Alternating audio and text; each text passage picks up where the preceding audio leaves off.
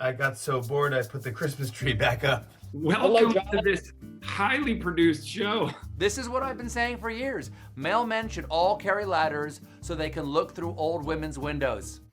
No one listened. Hi there. I'm in my basement.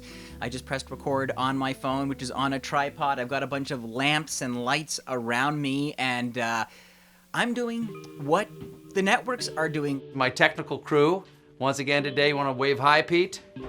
As we stay at home, the late night hosts are adjusting. I could show you what my messy basement looks like, but you're getting to see, well, their basements, their living rooms, their lives in a way we've never seen before as the show goes on in the age of self-isolation. So here is a look at how the best late night hosts are adjusting and rising to the occasion.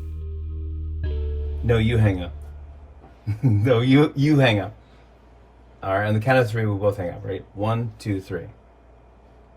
You didn't hang up. Okay. All right, bye, Dr. Fauci. The Tonight Show with Jimmy Fallon, once hosted by Jimmy Carson, I could never imagine Carson inviting America into his house the way Jimmy Fallon has. Fallon kind of led the charge, started broadcasting from home with his kids, with his wife doing the camera work. I think they began with just an iPhone. And I gotta say, I haven't always been the biggest fan of Fallon. I find him at times to be a little obsequious, but something about the current situation, suddenly, I just find it a little more relatable. And I think part of the secret is that, you know, he's kind of like all of us. He's stuck at home. He's trying to work from home. I'm a dad. I see what he's doing with his daughters. I see how he's trying to get them involved. What do you like to eat? Popcorn and, ice cream. Yeah. Unicorn popsicles. Unicorn popsicles. Okay, good. Oh, Winnie, that's beautiful. Winnie's been drawing all these great drawings for the show. What is that right there? Me? No, me. You drew you? Let me see if it looks like you. Pretty good. And I see him trying to get his wife to crack a smile, to laugh a little. Welcome to the Tonight Show. Oh, you're really crunching that. Smacking behind me. And it is adorable. And more importantly, I would say it's authentic. I think my family's getting a little tired of me too. This morning they said, "We know it's dangerous out there, Dad, but why don't you just give it a shot?" I think he's kind of let down his guard, and I think he's connecting with audiences in a new way, and that's why when he went back on air, that show shot up the charts on YouTube.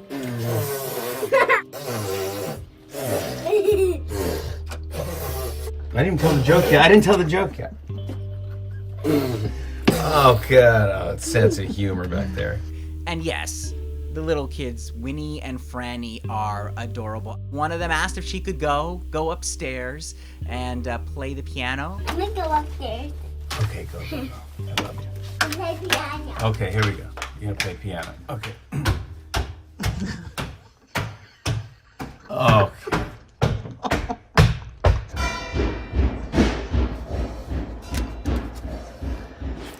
Franny? And it's like the dad look of like, really? And then the camera stopped, and I guess he had to deal with it. I'm done with it. Stephen Colbert. Welcome to A Late Show. I'm your host, Stephen Colbert. Stephen Colbert is also at home, broadcasting from home, and has risen to the occasion. I gotta say, one of the oddest things about doing the show at home from my little study here is that it's starting to feel normal. And that is really weird. I mean, why is my son sitting on that couch over there with a headset on, talking to my director back in New York? Say hi to Jim. Hi, Jim. Does he say hi back? Does Jim say hi back? Didn't say hi back. Is he mad at me? I think what's helping him cope is his skills as an improviser. He comes from the improv background, and now he's at home, and you've got the nice bookcase and a little TV screen beside him. His sons are actually helping with the broadcast. They're on the phone to the studio. His wife is somewhere off camera. He has a dog named Benny that's having a bit of a social media moment. I'm an old woman, and I've written my prescription on a piece of ham, okay? It was out of paper. Take this to the neighbor who will take it to the pharmacy. Are you ready? There you go. There. He really wants to help people. All right, this is my grocery list, and that's just for you because you love helping. Now he's got the messages, and he'll deliver them onto my neighbor's lawn in about 2 hours. Cute dog. And the nice thing about that, and the same thing applies to Jimmy Fallon, is it gives Stephen Colbert an audience. And that is key, because even if they're not responding all the time, he's not alone. And so he has someone to perform to, and that's where I think that sense of ease comes from, and you can see that he's just so comfortable. I'm not bleaching my cucumbers because of illegal narcotics. Though I bet if you bleached a cucumber, it would get you high. Street name, Satan's Pickle. We're all learning. It doesn't all work out perfectly. I saw one episode where he was supposed to do a video conference call with Daniel Radcliffe, and it didn't work. Just like the rest of us, he's holding up the phone. He's saying, "Can you hear me?" And Daniel's miming along, and we're all figuring it out as we go along.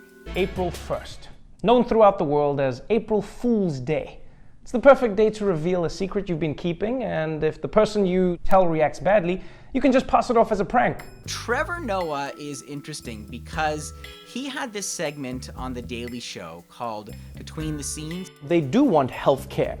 They don't want to be crippled by student debts. Those were great. This was something they started filming during commercial breaks, where he would just talk about the issues of the day, and his ease and his eloquence, I think, is part of what made that go viral. Well, now you would think, Trevor Noah is at home with the new stay-at-home isolation style of The Daily Show, and yet, I gotta say, the monologue, the comedy off the top of the show, it still feels a little stilted. And let's just take a moment to realize how crazy things have gotten. That world leaders in countries like Germany are out here like, pranks this year are not cool, okay? He's there just by himself. There's no sounding board, it's just him and the camera. And so the rhythms are still like, he's delivering a joke and the joke just lands. There's no reaction, and so he moves on. Where I think Noah shines is, again, when he has an audience, even if it's just an audience of one, the interviews. He had a great interview with Dr. Anthony Fauci. You are an infectious diseases expert who has advised 6 presidents on everything from SARS to Ebola to the HIV epidemic and Zika. What makes coronavirus so different? Is a respiratory-borne illness that easily spreads from person to person, but that has a high degree of morbidity and mortality. Trevor Noah's just curiosity and his empathy, that's really what started to show better than the comedy bits. This is not the time for husbands and wives to be fighting each other, all right? Husbands and wives need to come together to fight the true enemy, their kids. Finally, if you haven't checked it out, John Krasinski has a new show called Some Good News. Good evening, everybody. Even though it is very clearly the afternoon. No, he's not typically a talk show host, but his movie, A Quiet Place 2, is not exactly in theaters right now, and so he's just trying to make the best of this difficult situation we all find ourselves in, and he went out to his fans, he asked for positive stories, and that is what he's sharing in his home with the handmade sign behind him. Now, these men and women are working day in and day out. They are putting their own health on the lines. They are putting their own lives on the lines for complete and total strangers. And they're doing it without the need for so much as a thank you. Well, luckily the thank yous came anyway. And the heartfelt appreciation was seen on a global scale. It's adorable, and that's what we need. And we'll get to watch lots more from the hosts as this goes on. And we'll see who adapts to the current situation and helps us stay at home.